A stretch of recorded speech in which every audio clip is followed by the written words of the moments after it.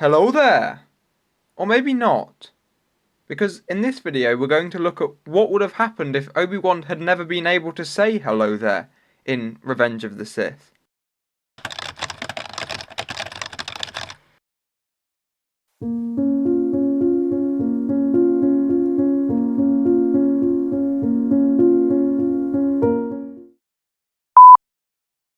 Okay, so let me set the scene. Obi Wan is up in the roof of where the Separatists are hiding out on Utapau. And this time, however, General Grievous spots him, all the way up in the roof. And before we continue, may I introduce our newest segment to the What If series of videos, known as Let's Talk Psychology.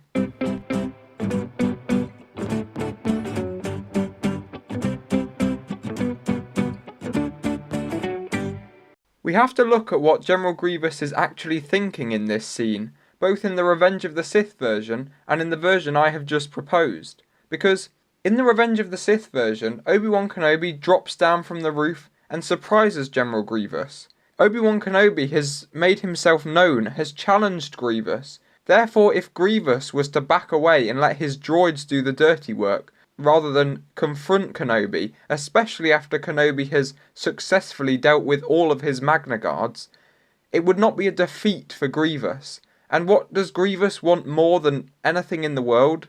Well, he wants to destroy the Jedi. He wants to defeat the Jedi. And so, letting his droids do it would not be a defeat in his mind, which is why he allows his droids to back away so he can deal with this Jedi slime himself. Alternatively, in our proposed version of the Revenge of the Sith, where Obi-Wan Kenobi never has the chance to say hello there because he's already spotted, well, General Grievous may not have defeated him in combat at this point, but he has outsmarted him, or that's what he thinks anyway. He has spotted General Kenobi. It isn't a victory in combat, but it is a tactical victory. He has therefore defeated General Kenobi tactically. And so he doesn't feel the need to fight Obi-Wan in a one-on-one fight. Instead, he's perfectly happy to let his droids defeat Obi-Wan, because this time he's already defeated Obi-Wan, just tactically. So with that in mind, how would it affect our story? Well, General Grievous has seen Obi-Wan in the roof, Obi-Wan has dropped down, and Obi-Wan has very swiftly dispatched all of the Magna Guards. But this time, General Grievous doesn't feel the need to fight Obi-Wan. Instead, he lets his droids do the dirty work, and he just sits back and watches. However, the clones would come in just like they did in Revenge of the Sith, and at this point, rather than being in a fight with Obi-Wan, General Grievous would be able to run away. He would realise that, first of all, the Separatist secrets were potentially in jeopardy, and also, he had the chance to destroy the whole of the 212th Attack Battalion. So he would run off to a control room, where he would intend to activate a self-destruct sequence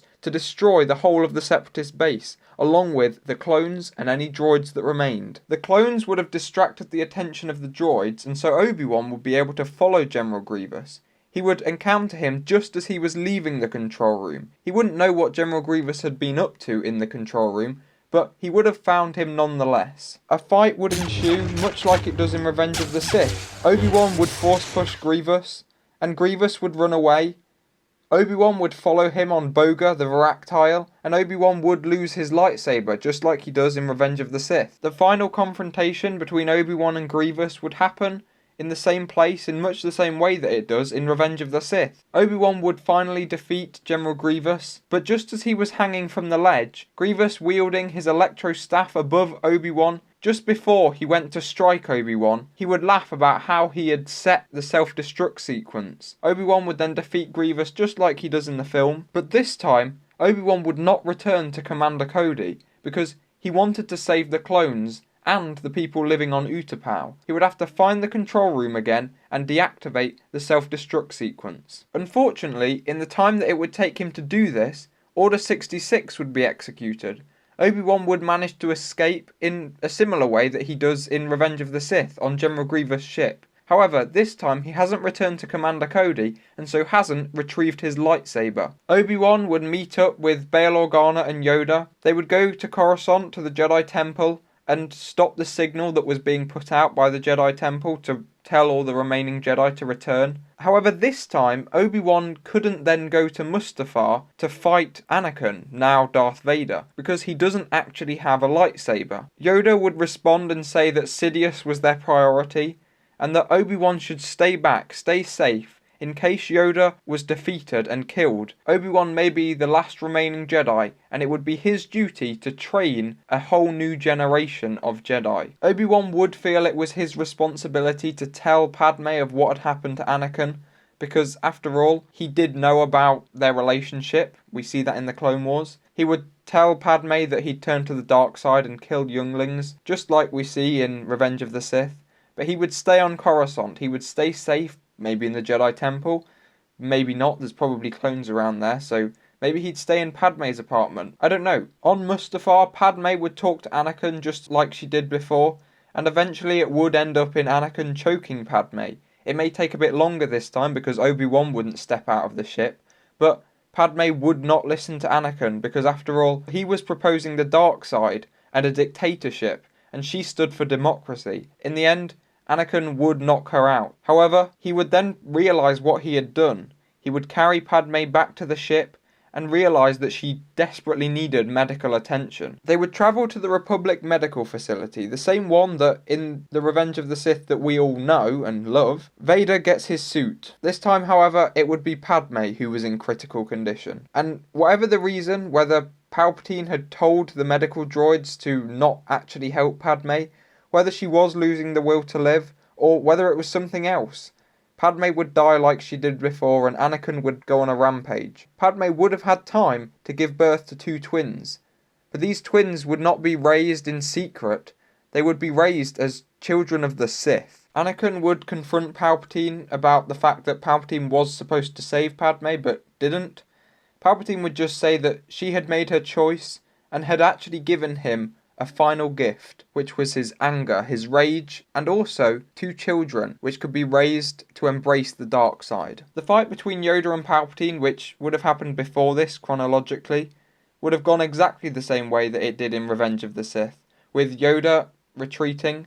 He wasn't defeated, by the way, just putting that out there. It was a draw. Therefore, Yoda, Obi-Wan and Bail Organa would all meet up again like they do in Revenge of the Sith. But this time, because there was no children to protect or hide from the Empire, Yoda and Obi-Wan would both go and live on Dagobah, where they would continue their training. Obi-Wan would learn how to manifest himself after death, and Obi-Wan would also go and track down remaining Jedi, so maybe they could reform the Order in some form. Unfortunately, there wouldn't be many Jedi left, and Obi-Wan and Yoda wouldn't be able to find very many at all, and a lot of them would actually decline the offer to come and join Obi-Wan and Yoda, because they would have rejected their old life, whether they'd decided that the Jedi way wasn't for them, whether they were afraid of what might happen if they were found, or whether it was that they'd had to embrace the dark side to get through Order 66. Whatever the reason, very few Jedi would join Obi-Wan and Yoda. Vader would train Luke and Leia in the ways of the dark side, and once they were old enough and powerful enough,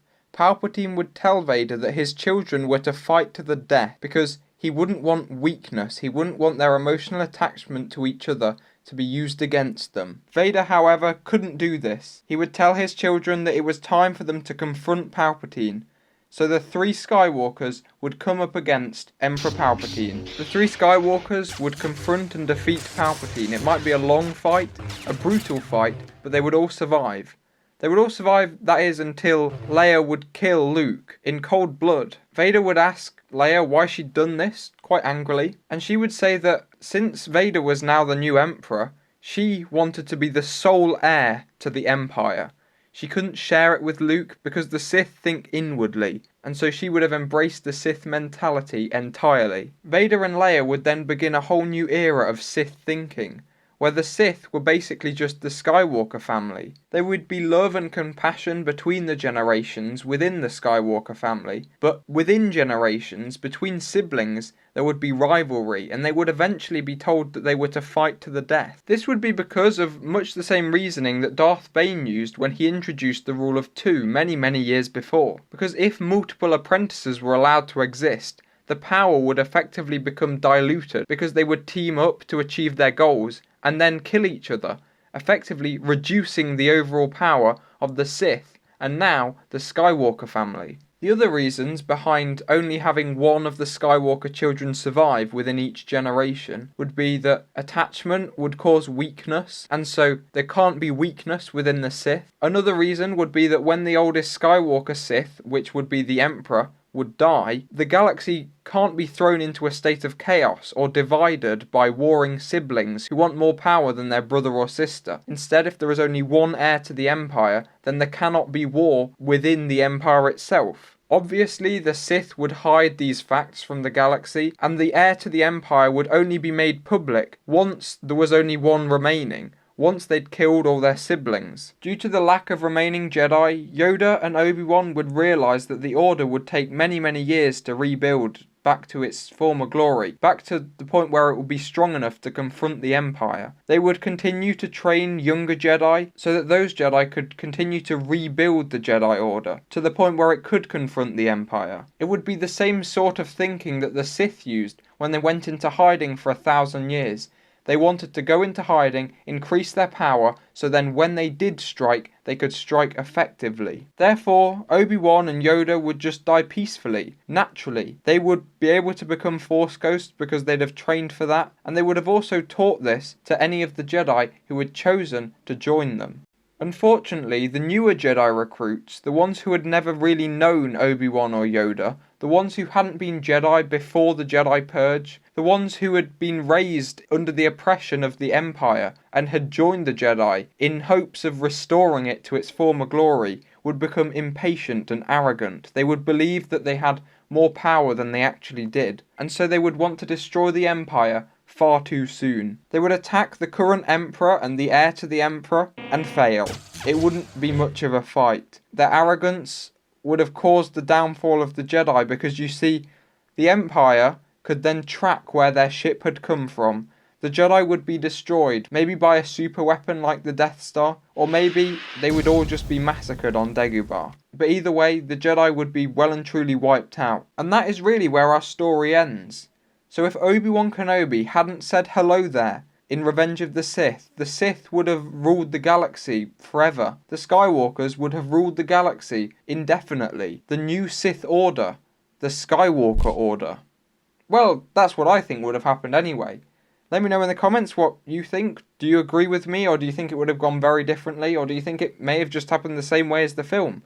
Let me know, or let me know anything else you want to let me know in the comments. Remember to like the video, subscribe to the channel, watch any of the other videos I've made. There's a great one in the bottom left and probably in the top left as well. Thanks for watching. Bye!